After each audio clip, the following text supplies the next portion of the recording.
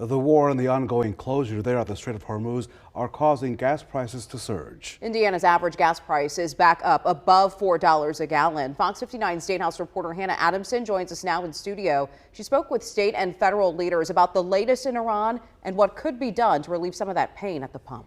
Well, after that temporary drop in gas prices, you can now expect an average of $4.13 per gallon in Indiana. And experts warned that number could soon be even higher as uncertainty over Iran reaches a breaking point.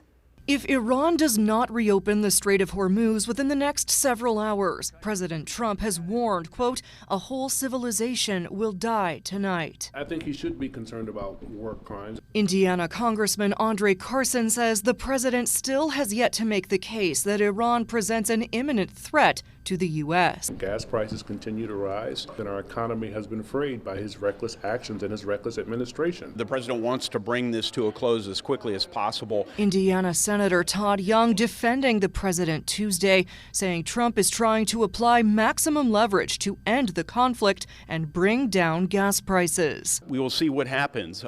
We should all be praying for his discernment, his continued strong leadership. Young says in the short term, opening strategic petroleum reserves could provide some relief. I'm sure the president will look at all options along the way. But experts say relying on the reserves is not sustainable. It would be equivalent of replacing a broken water main with a paper straw. Patrick DeHaan is the head of petroleum analysis at GasBuddy. He says with the deal by the deadline highly unlikely, Indiana gas prices could jump another 10 to 20 cents soon. And if President Trump does launch new attacks on Iran, we could go higher next time around. In terms of what he does, I'm sure he'll be fully aware of the consequences. This week, Governor Mike Braun reaffirmed he's seriously considering suspending the state's gas tax if the war drags out. What I would be able to do would be just temporary to help, but I am going to take that into consideration.